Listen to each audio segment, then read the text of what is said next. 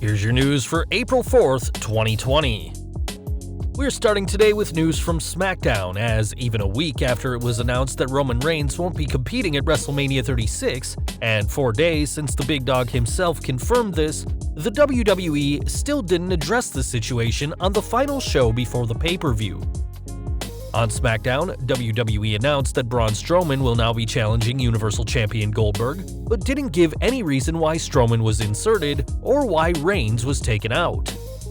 Though we all know why these changes have happened, it's interesting that WWE refuses to address the situation on TV, as Michael Cole just announced the new match, but despite the total lack of build, the former Intercontinental Champion took to Twitter saying he was honored to face Goldberg at WrestleMania.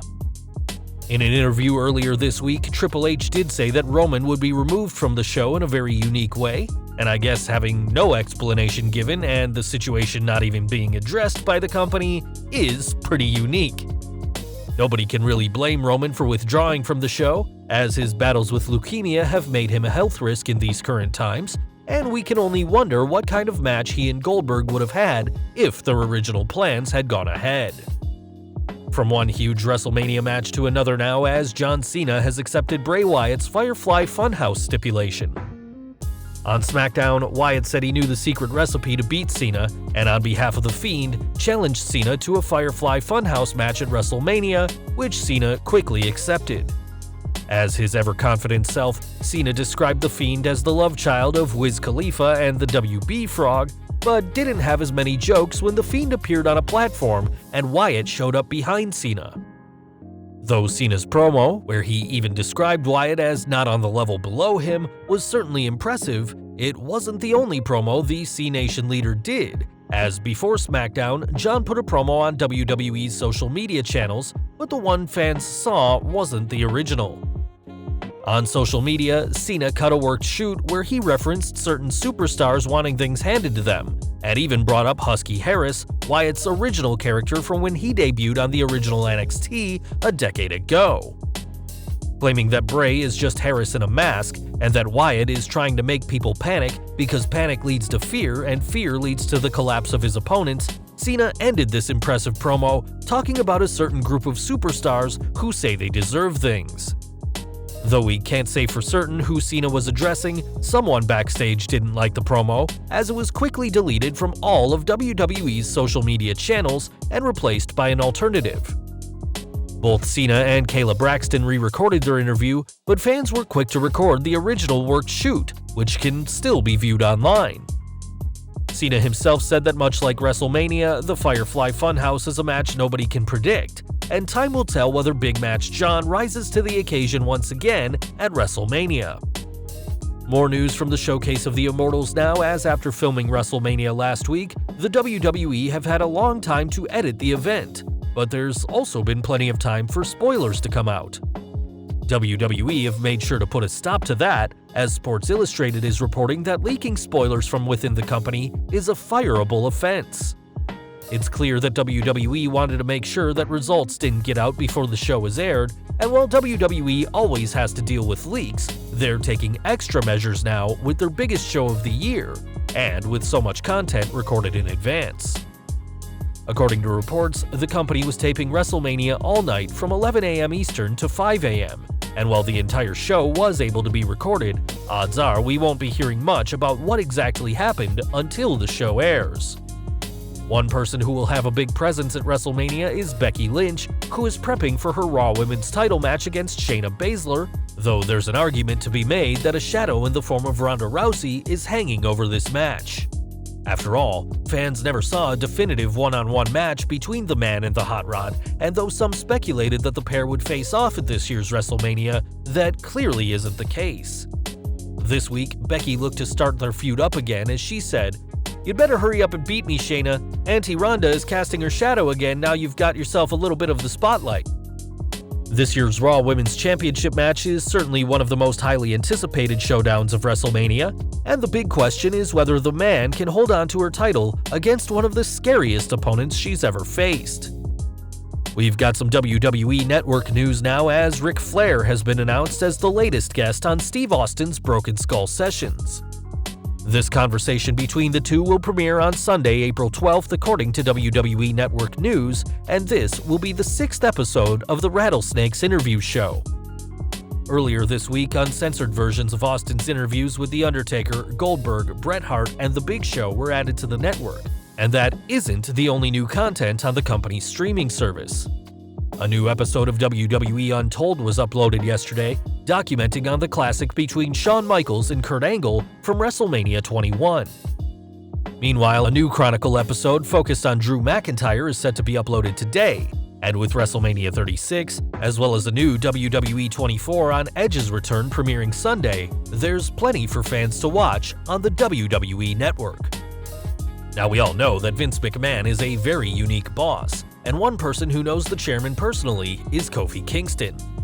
Not only did the pair share screen time last year as part of Kofi Mania, but this week, Kingston recalled the story of when he fought the boss to Fightful's Sean Ross Sapp, which was actually alluded to in Chris Jericho's book, The Best in the World, at what? I have no idea.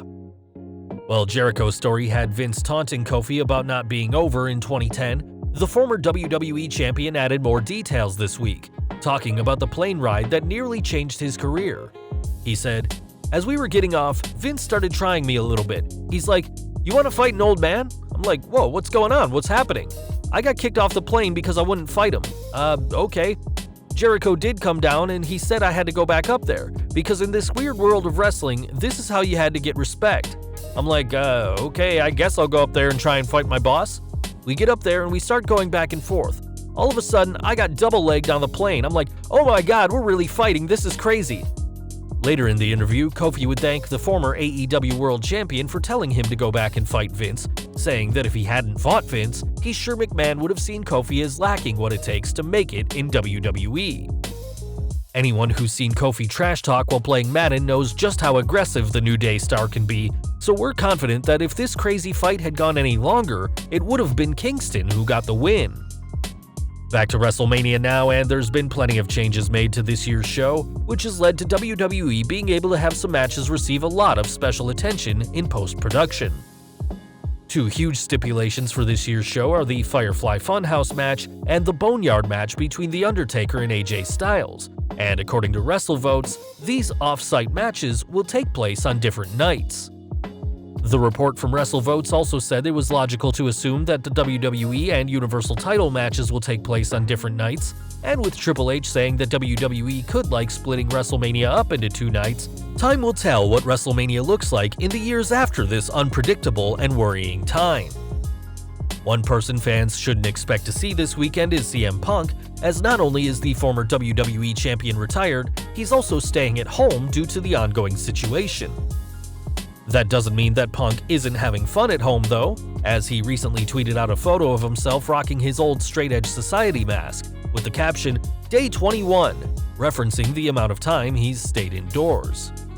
Fans may remember Punk's time with the Straight Edge Society and the mask he wore after having his head shaved, and while health officials have advised people to wear masks if they do venture out, this probably isn't the face cover they had in mind. Back to WrestleMania now, and despite no crowd being in attendance for this year's show, the WWE is trying to market this unique situation however they can, with their latest shirt having quite an interesting backstory. Recently, WWE sent a cease and desist to Freelance Wrestling and Pro Wrestling Tees after the pair used a parody of the WWF In Your House logo, last used by WWE in 1999 to promote their In Our Warehouse event.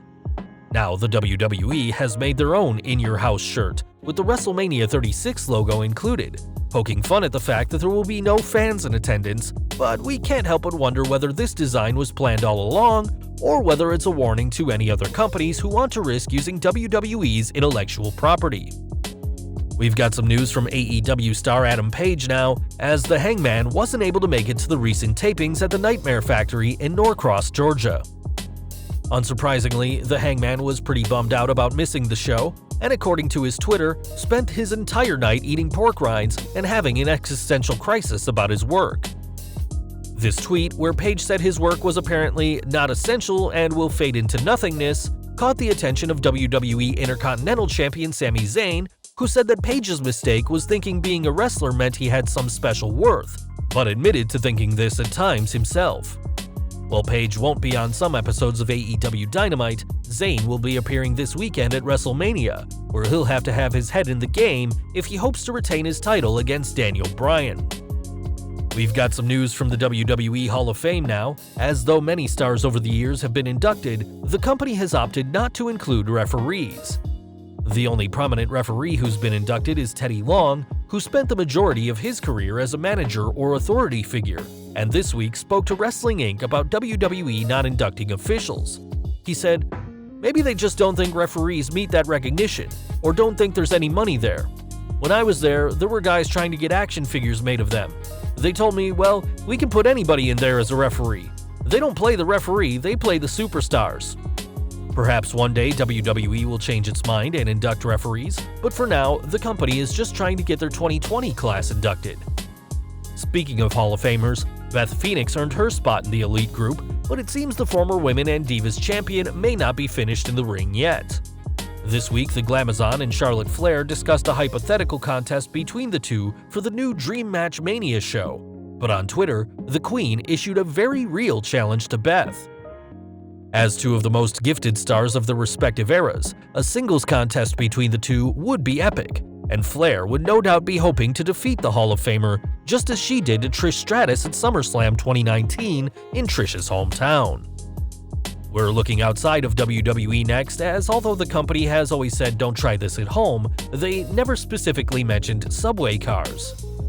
As part of what's being described as Subway Mania, actor and filmmaker Tim Rivera hosted a Subway Rumble, which, as the name suggests, consisted of plenty of people battling it out on a loaded subway.